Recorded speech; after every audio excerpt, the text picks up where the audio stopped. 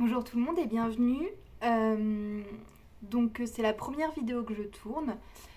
Du coup je vous remercierai de votre indulgence quant à la qualité et peut-être aux bafouillages qui auront lieu. Je compte pas forcément monter cette vidéo ni écrire de script pour que ce soit spontané. Voilà, vous me direz ce que vous en pensez. Sur cette chaîne, effectivement, je parlerai de littérature principalement. Je suis pas du tout une professionnelle de la littérature, hein. Je pense que comme vous, beaucoup d'entre vous qui êtes tombés sur cette chaîne, je suis vraiment une lectrice amatrice et je m'intéresse particulièrement à la littérature allemande. Mais je parlerai pas que de ça, hein. Je lis aussi d'autres choses, mais c'est vrai que c'est une littérature qui m'intéresse particulièrement et une culture qui m'intéresse particulièrement. Pour cette première vidéo, pour que ce soit un peu plus facile pour moi, j'ai décidé de vous parler d'une œuvre que j'aime particulièrement pour plein de raisons différentes, qui est Mary Stuart de Stefan Zweig.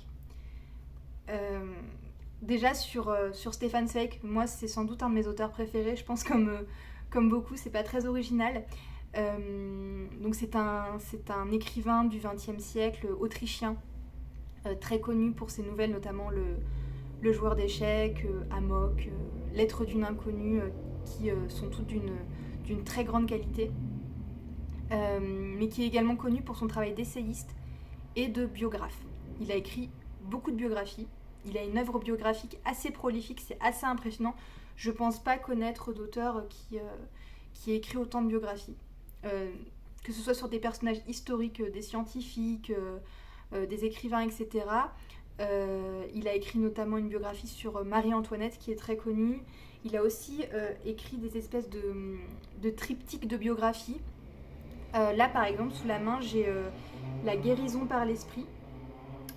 Ces triptyques biographiques parlent de trois personnalités autour d'une thématique. Là, par exemple, c'est sur les personnalités qui ont découvert des choses concernant l'esprit humain.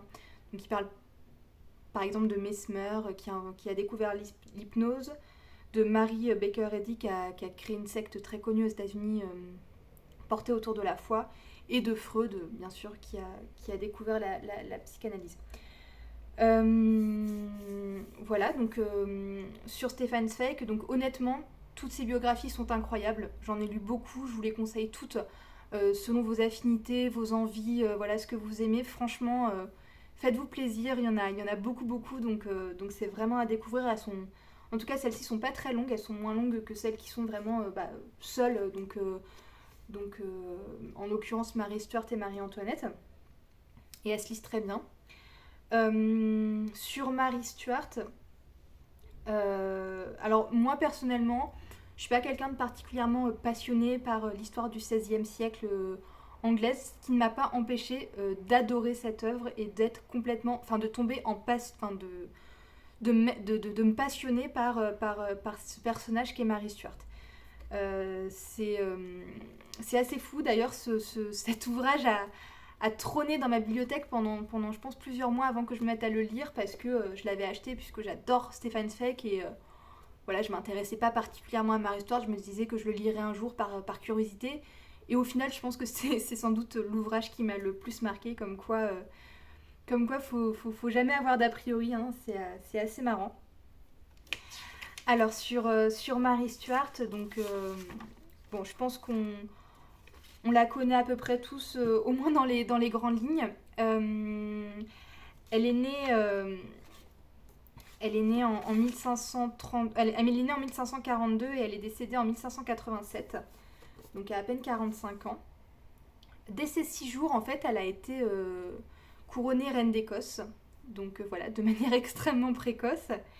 Euh, Puis ensuite, à ses 17 ans, elle a été mariée à François II, qui ils se sont mariés très jeunes. Elle a été reine de France à cette époque-là, donc ce qui est assez fou. Voilà, Marie Stuart fait partie de nos grandes reines de France en réalité. Néanmoins, elle ne l'est pas restée très longtemps puisque à peine 18 ans, elle a été veuve, François II ayant une santé très fragile. Il est décédé extrêmement jeune et suite à son décès, elle est retournée en Écosse pour régner sur son territoire. Donc en réalité, le récit se passe, enfin en tout cas, les principaux événements historiques en Écosse se passent effectivement à partir de ses 17-18 ans, donc quand même dans une phase pratiquement adolescente, de jeune adulte. Elle commence en fait à marquer l'histoire. Et ça, voilà, c'est assez fou parce qu'en réalité, on est sur un récit assez court puisque les principaux événements se passent jusqu'à ses 25 ans, puisqu'après elle est faite prisonnière pendant 20 ans par Élisabeth Ier, j'en reparlerai. Donc le récit est très intense sur une période très courte voilà, et ça dépend vraiment d'une vie extraordinaire, quoi. C'est vraiment assez incroyable. Voilà, moi dans cet ouvrage, il y a plusieurs choses très différentes qui m'ont plu. Tout d'abord, et je tiens à le souligner, c'est l'honnêteté du récit de Stefan Zweig qui m'intéresse particulièrement. Puisqu'en fait, dès la préface, Stefan Zweig nous explique comment il a écrit cet ouvrage, en nous expliquant notamment qu'effectivement, il y a eu une prolifération d'œuvres autour de Mary Stuart, que ce soit des romans, des pièces de théâtre, des biographies, etc. Mais ce qu'il reproche à ces ouvrages, c'est toujours l'aspect politique qu'il porte sur l'œuvre. Puisque, en fait, Mary Stuart était un petit peu, si vous voulez, l'archétype du catholicisme. Et à cette époque-là, les catholiques et les protestants d'ailleurs qui sont représentés par Élisabeth Ier, étaient en conflit. Donc à chaque fois qu'il y a un ouvrage sur Mary Stuart, il y a un positionnement politique de l'auteur qui va la dépeindre comme une martyre, une héroïne si on se place du côté catholique, soit comme une folle, une menteuse, une assassine si on se place du côté protestant. Justement, Stefan Zweig dit vouloir s'abstraire de ces considérations et se concentrer sur l'aspect psychologique du personnage, sans jugement politique. D'ailleurs, il a une manière assez intéressante de percevoir la documentation historique, donc que ce soit les lettres, les procès-verbaux de l'époque, les actes, etc., qu'il va dire parfois malhonnêtes. Il va les décrire comme malhonnêtes puisque tous ces actes officiels se situent dans un contexte politique. Et les contextes politiques, bien sûr, peuvent erroner la personnalité de la personne qui est visée. Si, par exemple, vous êtes condamné, le procès-verbal de votre condamnation va vous porter préjudice, alors que intrinsèquement, c'est pas ce que vous êtes. Et c'est un petit peu ce qu'il dit par rapport à Mary Stuart.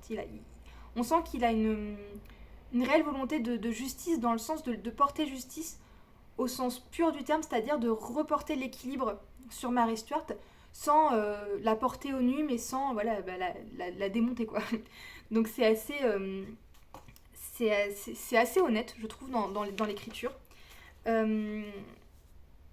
Alors, je vais vous lire un petit extrait pour vous expliquer effectivement comment il décrit les documents qu'il rencontre et comment il les analyse pour qu'il cadre le mieux au récit. Il nous dit que chaque fois que nous avons rencontré dans des documents d'époque deux affirmations opposées, nous nous sommes enquis soigneusement des sources et des raisons politiques de chacune d'elles. Et lorsqu'une décision en faveur de l'une ou de l'autre était inévitable, notre dernier critérium fut toujours de nous demander dans quelle mesure tel ou tel acte pouvait s'harmoniser au point de vue psychologique avec l'ensemble du caractère. Donc on sent que c'est vraiment sa priorité dans l'œuvre. Et effectivement, ce caractère, il est extrêmement bien dépeint. À la fois, on voit une femme assez incroyable, qui est d'une force hors norme, puisqu'elle va traverser des événements historiques à peine 20 ans, avec une dignité, une force, une abnégation.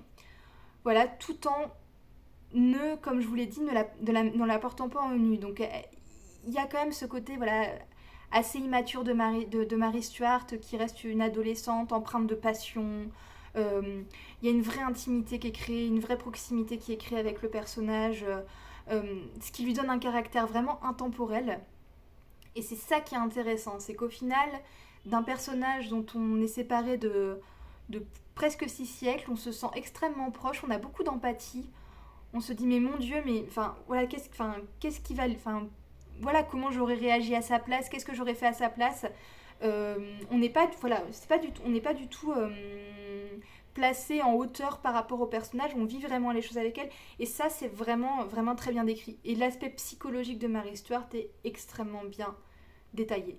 C'est assez impressionnant à quel point à travers des missives, des lettres, Stefan Zweig arrive à en subtraire tout l'aspect psychologique. Même si bien évidemment, on se demande toujours quel événement est vrai, quel événement est faux. On est toujours dans cette frontière entre la biographie académique et le roman historique. Mais encore une fois, Stefan Zweig a une vraie honnêteté intellectuelle et nous dit quand les événements ne sont pas certifiés. Et ça, je trouve ça particulièrement intéressant.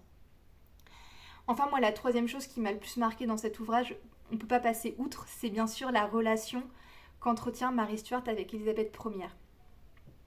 Peut-être que vous aurez vu le film de Josie Rourke, qui s'appelle Mary Stuart, une reine d'Écosse, et qui est sorti en 2018, qui effectivement décrit cette relation entre les deux sœurs, donc cette relation duel. Là, je trouve qu'elle est encore plus détaillée, encore plus profonde dans cet ouvrage. On a en effet une dualité entre Mary Stuart et Élisabeth Ier, comme je vous l'ai dit. C'était la catholique contre la protestante, l'Écosse contre l'Angleterre, c'était une guerre de légitimité autour de la digne héritière du trône, Mary Stuart, et l'enfant bâtarde qui s'accroche au trône d'Angleterre, Élisabeth Ier. Donc cette dualité politique, elles sont ennemies, elles sont forcées d'être ennemies, puisque tout le contexte politique et tout le contexte historique autour d'elles les fait s'affronter, que ce soit les personnages qui naviguent autour, etc., tout en entretenant une relation. Elles veulent éviter le conflit, elles s'aiment en tant que sœurs, il y a une vraie relation de sœurs qui s'instaure à travers ces missives, etc. Et elles sont frappées par le destin de manière dramatique.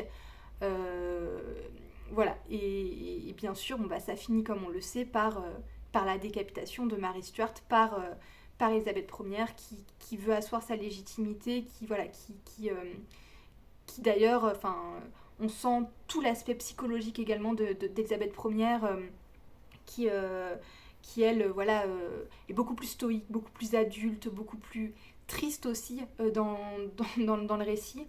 Et qui d'ailleurs est un peu l'archétype de la maison Tudor, c'était une très très grande reine, et d'ailleurs on retrouve beaucoup de stigmates d'Elisabeth II. Je sais pas si par exemple vous avez vu la série The Crown, cette rigidité, cette rigueur, etc. Donc l'opposition des deux caractères, leur relation dans cet ouvrage est juste incroyable. Enfin vraiment, moi c'était pas forcément a priori un épisode qui me passionnait, etc. Mais Stefan Zweig rend ça vraiment passionnant. Enfin, c'est le mot. Franchement, cette œuvre se lit littéralement comme un thriller. Je pense que je n'ai jamais autant été happée par une histoire. Comme je le dis, moi, c'est vrai que c'était pas forcément le contexte historique qui m'attirait le plus. D'ailleurs, en parlant du contexte historique, je tiens à préciser que Stefan Zweig le dépeint de manière extrêmement pédagogue. À aucun moment vous êtes perdu dans le récit, vous vous dites attends, mais ça c'était le fils de qui Vraiment, je trouve que il se concentre sur les personnages vraiment importants, il ne nous perd pas dans une myriade de détails. On sent que vraiment il veut prendre le lecteur par la main et qu'il comprenne. Il l'amène avec beaucoup de pédagogie dans le récit. Et ça, c'est super quand on lit une biographie, puisqu'on n'est pas du tout perdu par le contexte.